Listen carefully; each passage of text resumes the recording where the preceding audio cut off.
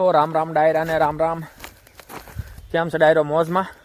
બસ મોજમાં રહેવું વાલા. તો અત્યારમાં ખેતરમાં બગલા આવી ગયા છે અને બગલા નાસ્તો કરવા આવી ગયા છે.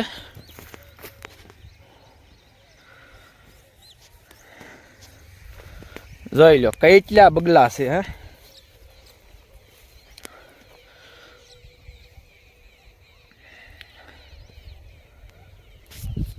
કેમ કે આ કલોજીમાં ઈયળ હશે એવું લાગે નાની નાની.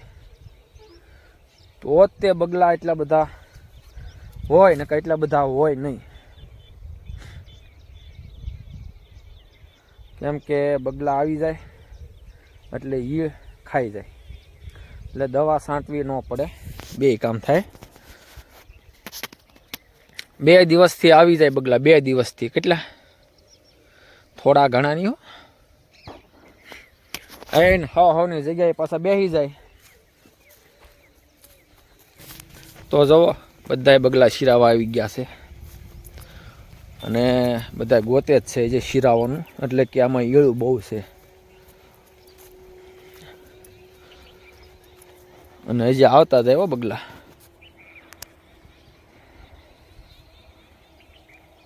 જો કેમ ધીરે ધીરે હાલી હાલીને કેમ ગોતે.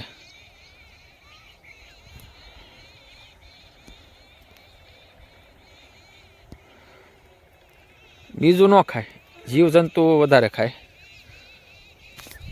કેમ કે ઈળ છે, બધા જીવજંતુ બધાય તમામ બગલા વીણી જાય, એટલે દવા ઓછી છાંટવી પડે. અને શેણ્યા હોય તો એમાંય તે બગલા આંટા માર્યા કરે. એમાં અત્યારે શું છે, વાદળા થાય કે નહીં, એટલે ઈળનું પ્રમાણ વધી જાય. આમાં તો દેખાય નહીં, નકર તમને એમ થાય કે કોક દેખાય. આમાં શું છે, દેખાય નહીં અત્યારે. અને બગલા ગમે એ મોલમાં આટા મારતા હોય એટલે સમજી લેવાનું કે આમાં ઈળ છે કે એવું છે ખરું, તો જ બગલા આટા મારે. કેમ કે બીજી કોઈ વસ્તુ ન ખાય. સિંગ હોય તો સિંગ ન ખાય.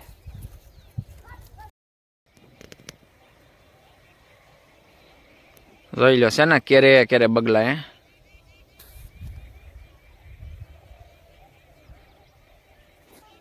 કેટલા બધા બગલા છે. તો બધા જો સવારનું શિરામણ કરે હો, એટલે કે નાસ્તો ગોતે છે. આવું છે અમારે ખેતીવાડીમાં ભાઈ. આ રીતે તો દવા ઓછી છાંટવી પડે, એટલે બગલા ગમે નાથી આવી જાય. શણ્યા હોય તોય આવી જાય. શણ્યામાં ઈળનો અત્યારે વધારે હોય. પછી આ કલોજીમાં તે ઈળ નાની મોટી બહુ જોવા મળે. કેમ કે જો આ રીતની કલોજી છે. અને ફૂલ તમે જોવો, તમને એમ થાય કે આપણે લગ્ન હોય તો આપણે ફોટા પાડવા માટે, પછી આપણે ઓલું શું કહેવાય, શણગારવા માટે બહુ આમ ફૂલ આમ એકદમ મસ્ત લાગે. અને એમાં તે દી હાથમાંનું ટાણું હોય, સંધ્યા ટાણું, અને એ આનો નજારો લાગે તમને એમ થાય કે ઓ હોય